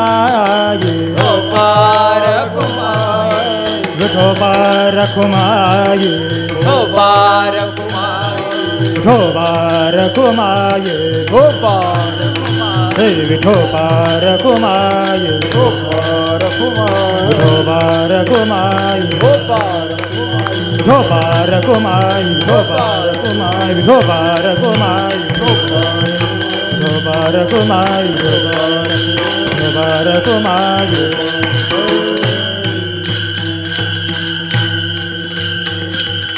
तुका म्हणे भागवत केले श्रुत सकळा, नका पाहू गुणदोष झालो दास पायांचा. जगद्गुरु तुकोबराय श्री संत शांती ब्रह्मनाथ महाराजांना शरण येतात. शरण शरण एकनाथा पायी माथा ठेविला, नका पाहू गुणदोष झालो दास पायाचा. तुकोबराय सांगतात, आता तुम्ही माझी उपेक्षा करू नका. तुम्ही जर उपेक्षा केली तर हे लाज मला नसून हे आपल्याला आहे. का बरं तुकोबराय नाथ महाराजांना शरण जातात? कारण नाथ महाराजांच्या जीवनामध्ये परोपकार आहे. जगासाठी नाथ महाराजांनी काय केलेलं आहे म्हणून जगद्गुरु तुकोबराय सांगतात, तुका म्हणे भागवत केले श्रुत सकळा. सर्वांना भागवत श्रुत केलेलं आहे, ऐकवलेलं आहे. नाथ महाराजांनी केवळ भागवतच ऐकवलेलं आहे असं नाही, ते भागवत या ग्रंथाचं नाव जगद्गुरु तुकोबराय घेतात. अर्थात सर्वच ग्रंथ आहेत. रामायण असेल, भागवत असेल, गाथा असेल, रुक्मिणी स्वयंवर असेल, चिरंजीव पद आहेत, अनेक ग्रंथ, आनंद लहरी आहेत, शुकाष्टक आहेत. नाथ महाराजांचे भरपूर ग्रंथ आहेत. संत वाङ्मय जर आपण पाहिलं तर नाथ महाराजां एवढं संत वाङ्मय आपल्याला कोणाचंही वाङ्मय पाहायला मिळणार नाही. आता काही वर्षापूर्वी पैठणला हा नाथ सागर झालेला आहे. अर्थात 400-450 वर्षापूर्वी जगद्गुरु शांती ब्रह्मनाथ महाराजांनी हा वाङ्मयीन नाथ सागर निर्माणच करून ठेवलेला आहे. म्हणून आपण केवळ त्या ठिकाणी जावं आणि यथेच्छ त्या ठिकाणी पोहण्याचा प्रयत्न करावा, यथेच्छ पाहावं. जसं नाथ महाराज सांगतात, कृष्णकथा गंगा सावळे उदक मना बुडी दे का ओल्लावशी तापलिया तापे शिनलिया मार्गे पोहे ठाकी वेगी. कृष्णकथा पोहे म्हणजे खायचे पोहे नाही, पोहे ठाके वेगे म्हणजे पोहणं, त्यामध्ये पोहा सांगतात. नाथ महाराजांचा हा वाङ्मयीन सागर आहे. संत महात्म्यांचं जीवन आहे. महाराज सर्वांनाच हे हवं हवं वाटणारं जीवन आहे. संत महात्म्यांचं जीवन सर्वांनाच हवं वाटणार आहे. संतांना ते हवं वाटतं. सामान्य जीव असतील त्या जीवांना ही संत महात्म्यांच्या जीवनाचं आकर्षण आहे. एवढंच नाही तर ब्रह्मादिक देव आहेत, त्या देवांना देखील संत महात्म्यांचं जीवन हवं हवं वाटणार आहे. म्हणून ब्रह्मदेव देखील वाट पाहतात की हे संत महात्मे केव्हा भेटायला येतील. भगवान विष्णू वाट पाहतात, भगवान शंकरजी वाट पाहतात. ब्रह्मा घाली लोटांगण विष्णू वंदितो चरण. संत महात्मे आल्याच्या नंतर ब्रह्मदेव लोटांगण घालतात, भगवान विष्णू चरण वंदितात. अशा प्रकारे संत महात्म्यांचं दिव्य अशा प्रकारचं जीवन आहे. म्हणून सर्वच तीर्थे त्यांचे वास, तीर्थ देखील त्यांची अपेक्षा करतात. अगदी कथाश्रवण व्हावयास यमधर्मा थोर आस. यमधर्म देखील या साधू पुरुषाची वाट पाहतात. म्हटले आमची वाट पाहतात का नाही? आपली वाट पाहतात, पण हात जोडून नाही, हात वर करून वाट पाहतात. म्हणजे ते पाहुणचार तसा आपल्यालाही देतात. जसं ज्ञानोबराय सांगतात, यमाचा पाहुणा प्राणी होय, आणि चांगल्या प्रकारचा यथेच्छ पाहुणचार यम करतो. यमाचा पाहुणचार काय आहे? मारिती, तोडिती, झोडिते निष्ठुर यमाचे किंकर बहुसाल. मारतात, तोडतात, झोडतात. मारणं वेगळं, तोडणं वेगळं आणि झोडणं वेगळं. म्हणले तोडणं आणि मारणं ठीक आहे, पण मारणं आणि झोडणं याच्यात काय फरक आहे?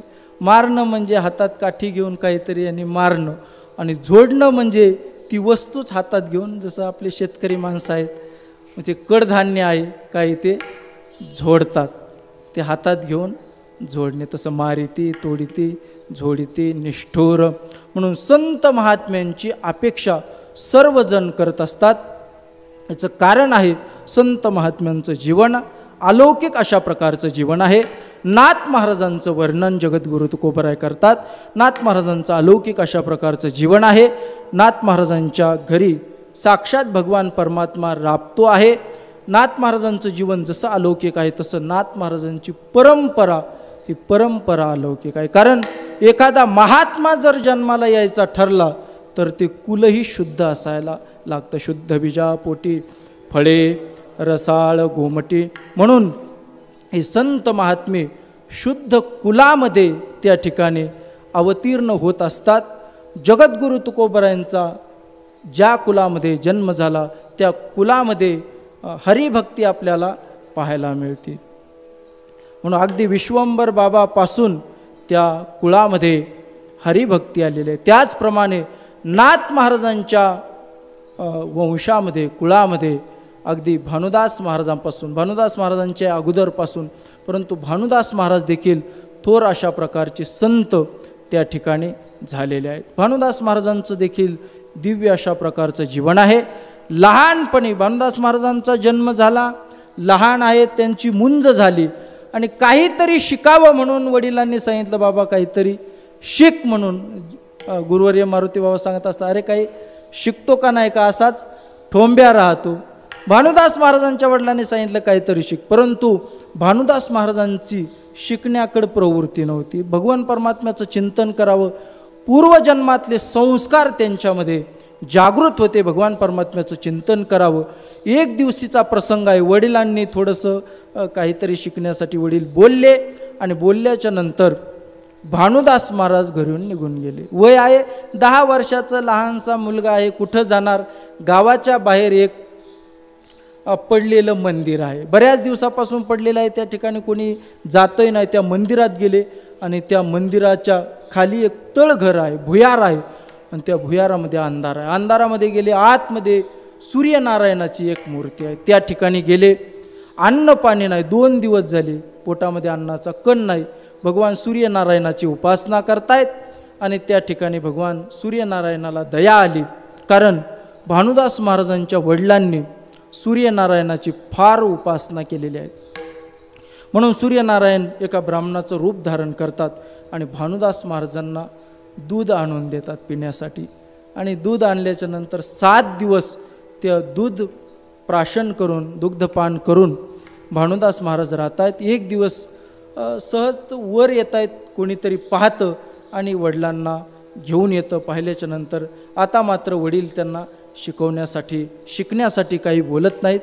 भगवान परमात्म्याचं चिंतन करावं. वय झाल्याच्या नंतर भानुदास महाराजांचा विवाह झालेला आहे.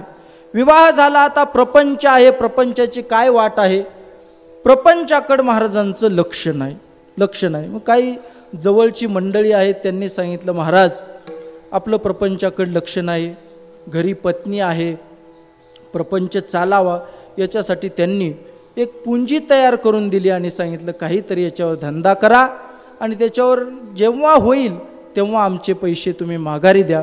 असं म्हटल्याच्या नंतर त्यांनी ती पुंजी घेतली आणि एक कापडाचं दुकान टाकलं. फिरस्ती पूर्वीच्या काळामध्ये कापड घेऊन ते फिरायचं. बरेच कापडाचे व्यापारी आहेत पैठणमधले, त्यांच्यासोबत ते जात आहेत. पण आता हे मूळचेच हरिभक्त, व्यापार करायचा म्हटलं तर खरं बोलून चालत नाही असं लोक म्हणतात. आणि त्या ठिकाणी गेल्याच्या नंतर भानुदास महाराज आहेत, खोटं बोलणं कधी माहीत नाही. गेल्याच्या नंतर व्यापाऱ्यांनी सांगितलं, महाराज हे कापड आलेलं आहे 100 रुपयाला. आणि लोकांना सांगत असताना सांगायची याची खरेदीच 150 रुपयाची आहे. आणि मग थोडी घासाघीस केल्याच्या नंतर 140 वगैरे तिथपर्यंत यायचं, आम्हालाच परवडत नाही असं तर अमकं तमकं म्हणायचं. हे शिकू लागले, कारण व्यवहारामध्ये शिकवणारे माणसं लागतात. जगद्गुरु तुकोबराय सांगतात, चोरे चोराते करावा उपदेश, आपुला अभ्यास असेल तो. एखादा नवीन चोरी करू लागला तर त्याला जुने चोर सांगत असतात. तसा नवीन एखादा व्यापार करायला लागला तर जुने व्यापारी सांगतात, बाबा खरं बोलून व्यापारामध्ये चालत नाही. परंतु हे हरिभक्त आहेत. भानुदास महाराजांनी सांगितलं, मी खोटं बोलणार नाही. यांनी सांगितलं, खोटं बोलणार नाही तर तुमचा धंदा चालणार नाही.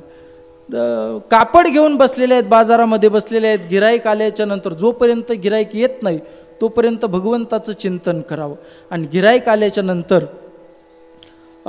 भानुदास महाराजांनी सांगायचं, खरेदी केलेली आहे, एवढ्या रुपयाला मी खरेदी केलेली आहे आणि एवढ्या रुपयाला मी तुम्हाला देणार आहे, एवढा नफा मला राहणार आहे, घ्यायचा असेल तर घ्या, असं सांगायचं. पाहायचं, कालांतराने लोकांना विश्वास पटला, हे साधू आहेत, हरिभक्त आहेत आणि खोटं बोलत नाहीत, हे आपल्याला फसवणार नाहीत. हे लोकांची गर्दी त्यांच्या दुकानावर. आता जे इतर जे व्यापारी होते त्यांच्या दुकानावर कोणी जायला तयार नाही. त्यांचे दुकानं बसलेले दुकानं होते ते आणखीनच बसले. मग काय करायचं? मग भानुदास महाराजांचाही द्वेष करू लागले. एक दिवशीचा प्रसंग आहे. सर्व ते आपलं कापड घेऊन पैठणकडे निघालेले आहेत. मध्ये एका गावामध्ये मुक्काम पडलेला आहे. मुक्काम झाल्याच्या नंतर त्या ठिकाणी एक मंदिर आहे. मंदिराच्या जवळ एक धर्मशाळा आहे. त्या धर्मशाळेमध्ये सर्व हे व्यापारी थांबलेले आहेत. मंदिर आहे, मंदिरामध्ये कीर्तन चालू झालं. आता टाळ मृदंग याचा आवाज भानुदास महाराजांच्या कानावर पडल्याच्या नंतर भानुदास महाराज सांगतात त्या व्यापाऱ्यांना, मी कीर्तनाला चाललेलो आहे, म्हणून माझी ही जी घोडा आहे आणि हे कापड आहे तुम्ही सांभाळा. आणि हे ऐकल्याच्या नंतर ती व्यापाऱ्यांना फार आनंद झाला. भानुदास महाराज जात आहेत आणि व्यापारी त्या ठिकाणी मीटिंग बोलवत आहेत. मीटिंग बोलवल्याच्या नंतर सांगतायत, हे भानुदास महाराज जेव्हापासून आले तेव्हापासून आपल्याकडं कोणीही गिराईक येत नाही. मग करायचं काय?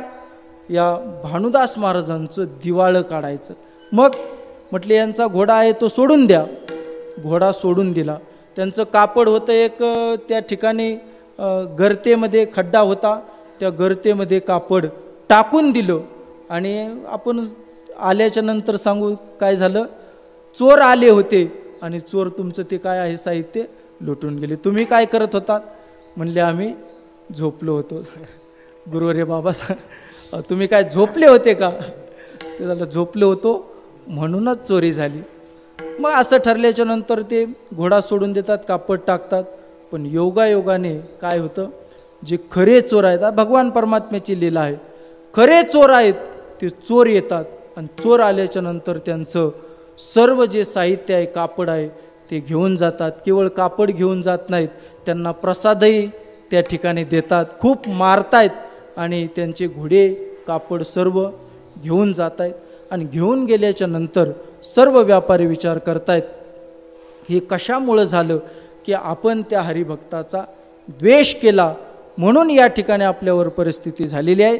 भानुदास महाराज कीर्तन संपल्याच्या नंतर मध्यरात्री आपल्या त्या धर्मशाळेकडे येतात. येत असताना चौकामध्ये पाहिलं, तो घोडा आहे. भानुदास महाराजांनी ओळखलं, हा तर आपलाच घोडा दिसतोय. तो घोड्याला धरून एक ब्राह्मण त्या ठिकाणी बसलेला आहे. भानुदास महाराज त्या ठिकाणी गेल्याच्या नंतर पाहिलं आपला घोडा आहे. भानुदास महाराजांनी तो घोडा घेतला आणि इकडे तिकडे पाहतायत, तो ब्राह्मण त्या ठिकाणी आत्ता दिसत होता, पण तो आता दिसत नाही, अदृश्य झालेला आहे. भानुदास महाराजांच्या काही लक्षात आलं नाही, कुठं गेला काही कळालं नाही. तो घोडा घेऊन भानुदास महाराज येत आहेत. आल्याच्या नंतर हे व्यापारी सर्व त्या ठिकाणी शंखनाद करतायत, महाराज तुम्ही गेले, खरे चोर आले होते आणि ते सर्व आम्हाला लुटून नेलं आणि तुमचं जे कापड आहे ते आम्ही दुष्टबुद्धीने त्या ठिकाणी त्या गर्तेमध्ये टाकलेलं आहे, तेही आणून व्यापारी देतात. हे तुमचं कापड, हा तुमचा घोडा. भानुदास महाराजांच्या सर्व लक्षामध्ये येतं की हे जे सर्व केलेलं आहे भगवान परमात्म्याने केलेलं आहे. आपल्या प्रपंचासाठी स्वतः भगवान परमात्मा येत असेल आणि भगवान परमात्म्याला जर राबवावं लागत असेल तर हा प्रपंच करायचाच कशासाठी? म्हणून भानुदास महाराज घोडाही त्यांना देऊन टाकतात. ते संपूर्ण कापड आहे त्या ठिकाणी मिळालेली जी पुंजी आहे, पैसा आहे, तो सर्व त्या व्यापाऱ्यांना देऊन टाकतात आणि अशा प्रकारे भानुदास महाराज मोकळे निघतायत आणि भगवान परमात्म्याची निरंतर भक्ती करतायत, भगवान परमात्म्याचं चिंतन करतायत. भानुदास महाराजांचा एवढा अधिकार आहे. आपण कथा ऐकलेली आहे विजयनगरचा, ज्याला आनागुंदी, त्या राजाने आहे भगवान परमात्म्याला नेलेलं आहे. 4 महिने झालेले आहेत, परंतु त्या भगवान परमात्म्याला आणायचं कुणी? भानुदास महाराजांनी त्या भगवान परमात्म्याला पुन्हा आणलेला आहे. हा भानुदास महाराजांचा अधिकार आहे आणि त्या भानुदास महाराजांच्या कुळामध्ये नाथ महाराजांचा जन्म झालेला आहे. म्हणून नाथ महाराज हे सामान्य कुणी नसून भानुदास महाराजांच्या कुळामध्ये जन्माला आलेले हे महाविष्णूच आहेत. म्हणून भानुदासाचे कुळी महाविष्णूचा अवतार, भगवान परमात्म्याने अवतार घेतलेला आहे. म्हणून भानुदास महाराजांचे चिरंजीव आहेत. त्यांचे चिरंजीव म्हणजेच नाथ महाराजांचे वडील आहेत. त्यांचं नाव आहे सूर्यनारायण आणि आईचं नाव आहे रुक्मिणी माता. सूर्यनारायण आणि रुक्मिणी मातेच्या उदरी नाथ महाराजांचा जन्म होतोय. नाथ महाराजांचा जन्म शके 1450 या सालामध्ये नाथ महाराज प्रतिष्ठान या गावामध्ये, क्षेत्रामध्ये अवतीर्ण झालेले आहेत. जन्म झाल्याबरोबर नाथ महाराजांचं हे दिव्य स्वरूप आहे, भगवान परमात्म्याचे अंश आहेत. म्हणून माता पितेला आनंद झाला. परंतु आनंद झाला, तो आनंद बऱ्याच काळ टिकला नाही. कारण नाथ महाराज जे जन्माला आले ते मूळ नक्षत्रावर नाथ महाराजांचा जन्म झालेला आहे. म्हणून काही दिवसामध्ये नाथ महाराजांचे माता पिता निवर्तले जात आहेत. सूर्यनारायण आणि रुक्मिणी माता ते निवर्तलेले आहेत. म्हणून नाथ महाराजांचा सांभाळ ही आजी आणि आजोबा करतायत. आजी आजोबा सर्व प्रकारे नाथ महाराजांचा कौतुक करतायत, लाड पुरवतायत आणि नाथ महाराजांची मुंज झालेली आहे. लहानपणापासून नाथ महाराजांचं चित्त आहे ते भगवत भक्तीमध्ये आहे. भगवत भक्तीमध्ये खेळत असताना देखील जे इतर लहान लहान मुलं काहीतरी खेळ खेळत आहेत, पण नाथ महाराज ते खेळ खेळत नसत. नाथ महाराज भगवान परमात्म्याची मूर्ती करावी, त्याला पूजा हाच खेळ नाथ महाराजांनी खेळावा, अशा प्रकारचं नाथ महाराजांचं जीवन आहे. 8-9 वर्षाचं वय नाथ महाराजांचं झालेलं आहे. मुंज नाथ महाराजांची झालेली आहे. नाथ महाराजांना ओढ लागलेली आहे सद्गुरू भेटीची. अगदी बाल्यावस्था आहे आणि बाल्यावस्थेमध्ये नाथ महाराजांना श्रीगुरूंची प्राप्ती व्हावी अशी तीव्र इच्छा झालेली आहे, तळमळ झालेली आहे. भगवान शंकराच्या मंदिरामध्ये नाथ महाराज त्या ठिकाणी भगवान परमात्म्याचं चिंतन करतायत आणि त्या ठिकाणी नाथ महाराजांना संकेत होतात की देवगिरी किल्ल्यावर जनार्दन स्वामी नावाचे संत आहेत, त्या ठिकाणी तुम्ही जावं. आणि अर्थातच जनार्दन स्वामींची कीर्ती नाथ महाराजांच्या कानावर पडलेली होती. नाथ महाराजांनी श्री गुरु भेटीसाठी त्या ठिकाणी देवगडचा रस्ता धरलेला आहे. नाथ महाराज मजल दर मजल करत, लहानसा मुलगा आहे आणि श्री गुरु भेटीसाठी त्या ठिकाणी देवगडवर आलेले आहेत. आणि देवगडवर आल्याच्या नंतर, देवगिरी किल्ल्यावर आल्याच्या नंतर जनार्दन स्वामी महाराजांनी पाहिलं. लहान बालक आहे, तेजस्वी बालक आहे, आणि पाहिल्याच्या नंतर जनार्दन स्वामींना आनंद वाटला आणि जनार्दन स्वामींनी त्यांना ठेवून घेतलेला आहे. नाथ महाराज सांगतात, महाराज माझ्यावर अनुग्रह करा, उपदेश करा. ऐकल्याच्या नंतर महाराज सांगतात, योग्य वेळ आल्याच्या नंतर तुम्हाला अनुग्रह करावा करीन.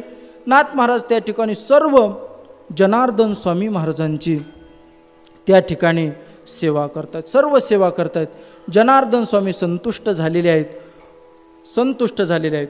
आणि जनार्दन स्वामीचा नियम होता, गुरुवारच्या दिवशी दत्तात्रयाची उपासना जनार्दन स्वामी करत होते. दिवसभर दत्तात्रयाचं चिंतन करावं आणि दिवसभर समाधीमध्ये स्वामी महाराज असायचे. आणि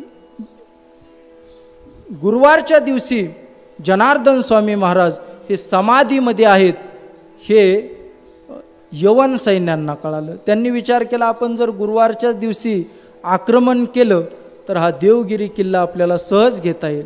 म्हणून यवनांनी गुरुवारचा दिवस पाहून आक्रमण केलेलं आहे. सैन्यांना कळतं काय करावं. स्वामी महाराज समाधीमध्ये बसलेले. नाथ महाराजांच्या लक्षात येतं. नाथ महाराज विचारतायत काय धावपळ चाललेली आहे. आणि ऐकल्याच्या नंतर नाथ महाराज आतमध्ये जात आहेत. जनार्दन स्वामी महाराजांचा पोशाख धारण करतायत.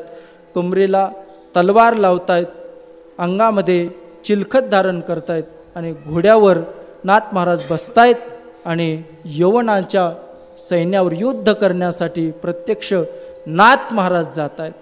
आणि त्या ठिकाणी गेल्याच्या नंतर अवघ्या काही घटकामध्ये यवन सैन्याचा पराभव करतायत. आणि नाथ महाराज पुन्हा येत आहेत. आणि त्या ठिकाणी स्वामी महाराजांचं जे सैन्य आहे ते आज विचार करू लागलं. आज मात्र स्वामी महाराजांनी जे युद्ध केलेलं आहे ते विलक्षण अशा प्रकारचं केलेलं आहे. कारण नाथ महाराज आहेत. नाथ महाराजांनी आल्याच्या नंतर तो पोशाख उतरून ठेवला, जसं काही झालंच नाही. परंतु जनार्दन स्वामींना सर्व कळतं आणि जनार्दन स्वामींच्या लक्षात येतं की यांचा अधिकार आहे. म्हणून नाथ महाराजांना हिशोबाची सेवा जनार्दन स्वामी देत आहेत. आणि एक दिवशीचा प्रसंग आहे. एक पैचा हिशोब नाथ महाराजांना लागत नाही. रात्रभर जागून नाथ महाराजांनी त्या ठिकाणी पाहतायत, पण एक पैचा हिशोब लागत नाही. पहाट झालेली आहे, 3 वाजलेले आहेत, तरी देखील नाथ महाराज त्या ठिकाणी हिशोब करतायत. आता ब्रह्ममुहूर्तावर जनार्दन स्वामी महाराज उठलेले आहेत. आणि उठल्याच्या नंतर पाहिलं तर नाथ महाराजांच्या त्या खोलीमध्ये दिवा चालू आहे. जनार्दन स्वामी महाराज त्या ठिकाणी येतात. आणि त्याच वेळेस नाथ महाराजांना ते एका पैची चूक आहे ती नाथ महाराजांना सापडते. आणि त्यावेळेस नाथ महाराज फार आनंदी होतात. आणि आनंदाच्या आवेशामध्ये सांगतात सापडला. सापडला म्हटल्याच्या नंतर एवढा आनंद होतो. आणि समोर पाहतात तर जनार्दन स्वामी. जनार्दन स्वामी विचारतात काय सापडला. त्यांनी सांगितलं महाराज एका पैचा हिशोब लागत नव्हता. स्वामी सांगतात जर एका पैचा हिशोब पै जर तुला मिळाली तर एवढा आनंद होतो, तर हा भगवान परमात्मा मिळाल्याच्या नंतर कोणता आनंद होईल. म्हणून त्या ठिकाणी जनार्दन स्वामी सांगतात नाथ महाराज की आपण तपश्चर्या करण्यासाठी डोंगरावर जावं. म्हणून नाथ महाराज शूलभंजन या पर्वतावर जातात. त्या ठिकाणी एका शिळेवर बसून अनुष्ठान करतायत. अन्न पाण्याचं त्याग नाथ महाराजांनी केलेलं आहे. आणि त्या ठिकाणी एक शेतकरी आहे, नाथ महाराजांना रोज दूध आणून देत आहे. आणि एक दिवशीचा प्रसंग आहे. त्या शेतकऱ्याने पाहिलं नाथ महाराजांच्या मस्तकावर मोठा सर्प फणा काढून बसलेला आहे. अर्थात नाथ महाराजांना ऊन लागू नये, वारा लागू नये, पाऊस लागू नये म्हणून साक्षात भगवान परमात्माच त्या ठिकाणी छत्र धरून बसलेला आहे. आणि त्या ठिकाणी तो शेतकरी आहे, घाबरतो आणि नाथ महाराजांना ही गोष्ट सांगतो. नाथ महाराज सांगतात भगवान या रूपामध्ये आपण दर्शन देऊ नये, प्रत्यक्ष रूपामध्ये दर्शन द्या. भगवान परमात्मा प्रत्यक्ष रूपामध्ये नाथ महाराजांना दर्शन देतात. दत्तात्रय महाराजांचंही दर्शन जनार्दन स्वामी महाराज नाथ महाराजांना घडवून देत आहेत. त्या ठिकाणी पर्वतावर नाथ महाराज बसलेले आहेत. जनार्दन स्वामी आले आणि जनार्दन स्वामींच्या समोर बरोबर एक मलंग वेशधारी त्या ठिकाणी आलेला आहे. त्याच्या बरोबर 3-4 कुत्रे आलेले आहेत, कुत्री आहे. आणि ते आल्याच्या नंतर नाथ महाराज पाहतात कोण हा आहे, मलंग आहे, कुत्री जवळ आहे. आणि पाहतात स्वामी महाराज ते बसलेले आहेत. त्या मलंगाने आपला कटोरा घेतलेला आहे आणि त्या कटोरामध्ये त्या कुत्रीचं दूध पिळलेलं आहे. आता कुत्रीचं दूध काढलेलं आहे, आपल्या झोळीमधले तुकडे काढलेले आहेत आणि त्या कटोऱ्यामध्ये टाकलेले आहेत. आणि जनार्दन स्वामी महाराज आणि भगवान ते मलंग वेशधारी आहेत, ते त्या ठिकाणी भोजन करत आहेत. जनार्दन स्वामी नाथ महाराजांना बोलवत आहेत. पण नाथ महाराजांना वाटतं हा मलंग आहे, कोण आहे, भिकारी आहे. आणि ते गेल्याच्या नंतर नाथ महाराज विचारत आहेत महाराज हे कोण होते. त्यावेळेस जनार्दन स्वामी सांगतात हे मलंग वेशधारी दुसरे तिसरे कोणी नसून साक्षात भगवान दत्तात्रय होते. मग नाथ महाराज विचारतात, भगवान दत्तात्रय होते, कुत्रीचं दूध का काढलं? तर त्यावेळेस जनार्दन स्वामी सांगतात, ही कुत्री नसून ही कामधेनू आहे, कामधेनूचं दूध काढलेलं आहे, म्हणून हा प्रसाद आहे. नाथ महाराज विनंती करतात, महाराज मला भगवान दत्तात्रयाचं दर्शन हवं आहे. आणि त्यावेळेस जनार्दन स्वामी महाराज भगवान दत्तात्रयाचं दर्शन घडवून देतात. तोही दिवस आजचाच षष्टीचाच दिवस आहे. आणि हे सर्व झाल्याच्या नंतर अनुग्रह प्राप्त होतो, नाथ महाराजांचा अधिकार झालेला आहे.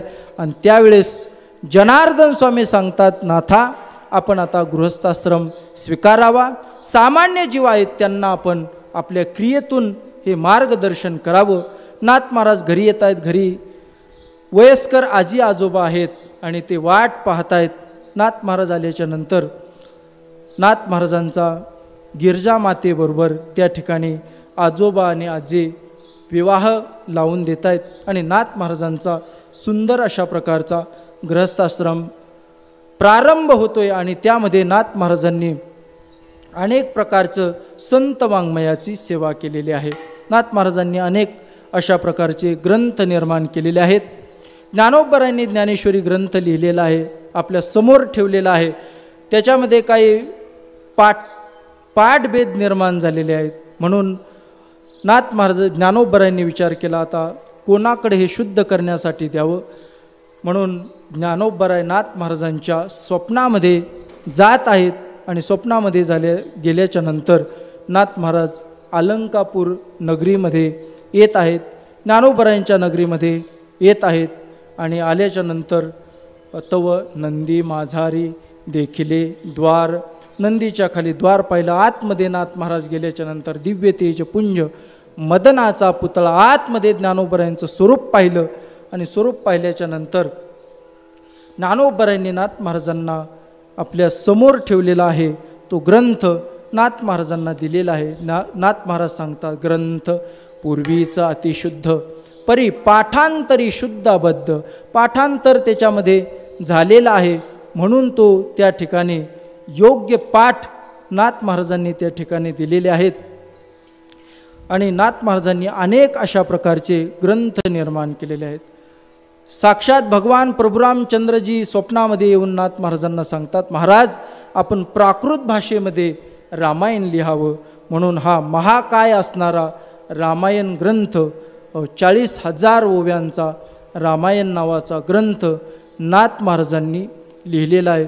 संपूर्ण हे वाङ्मयाचं कार्य नाथ महाराजांचं झालेलं आहे. नाथ महाराजांचा अधिकार एवढा आहे.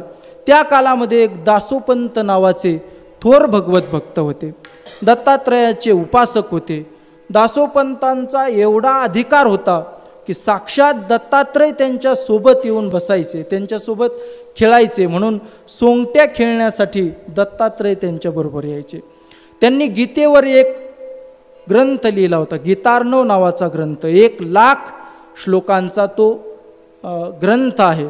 आणि त्यांची अशी भूमिका होती की ज्ञानोबरायांनी जो लिहिलेला आहे 900 ओव्याचा प्राकृतमध्ये लिहिलेला ग्रंथ आहे तो कनिष्ठ ग्रंथ आहे, माझा ग्रंथ श्रेष्ठ आहे. आणि नाथ महाराजांच्या कानावर ही बातमी जाते. नाथ महाराज सहज फिरत फिरत एक दिवस जनार्दन स्वामी दासोपंतांच्या आश्रमामध्ये जात आहेत.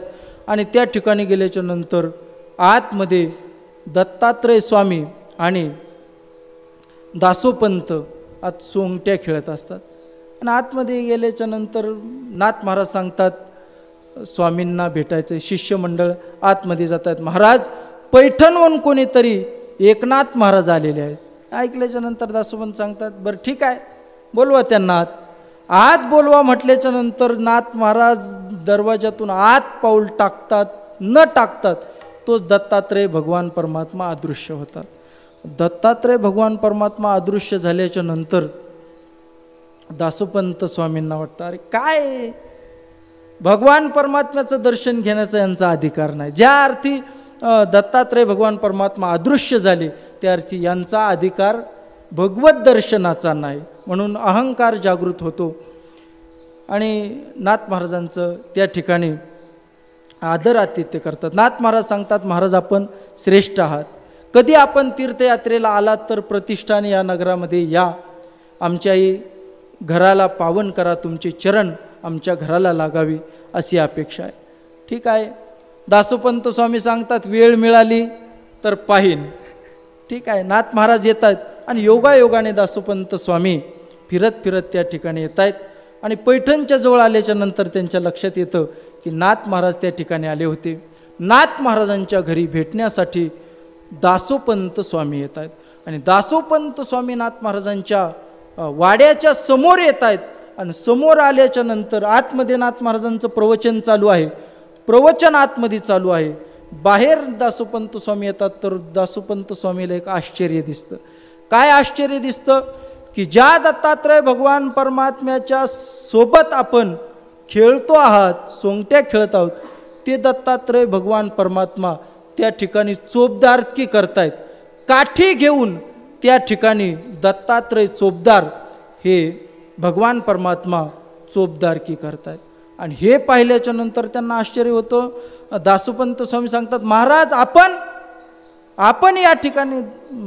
दत्तात्रय भगवान सांगतात जरा शांत, आत मालकाचं प्रवचन चालू आहे, आत प्रवचन चालू आहे, जरा हळू बोला दासोपंत, हळू बोला. दासोपंत सांगतात पण भगवान परमात्मा आपण साक्षात आपण आहात.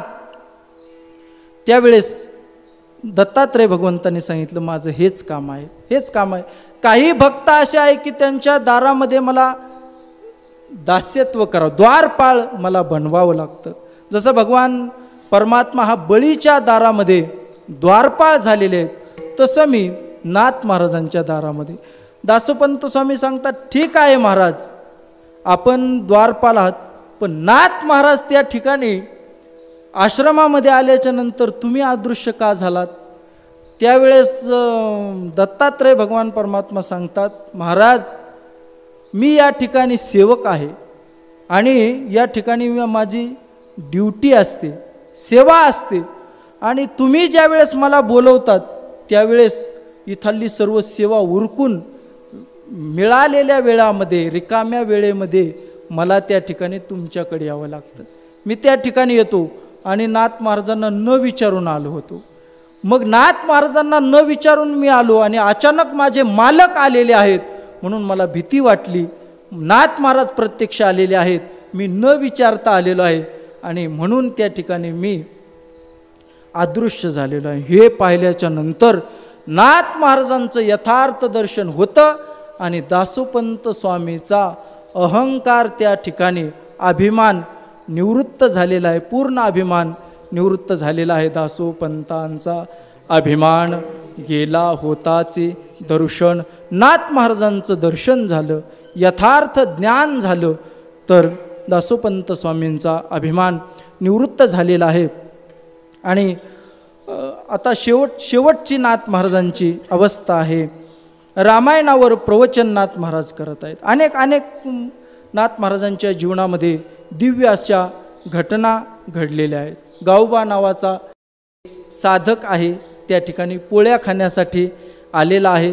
तोही नाथ महाराजांच्या आहे. पडोनिया राही उगाच संतांची केवळ पोळ्या खाण्यासाठी तो आलेला आहे. म्हणून आता शेवटची अवस्था आहे. नाथ महाराजांच्या प्रयाणाचा समय आलेला आहे आणि त्या ठिकाणी रामायण चालू आहे. नाथ महाराजांनी जाहीर करून टाकलं की आपल्याला आता जायचं आहे, समाधी घ्यायची आहे. लोकांनी विचारलं महाराज आपण जाणार, हा रामायणाचा ग्रंथ आहे तो पूर्ण झालेला नाही, ग्रंथ अपुरा राहिलेला आहे, हा ग्रंथ कोण पूर्ण करील? नाथ महाराजांनी सांगितलं आपल्या घरामध्ये गावबा आहे, तो गावबा अशा प्रकारे पूर्ण करीन. नाथ महाराजांची कृपा होती.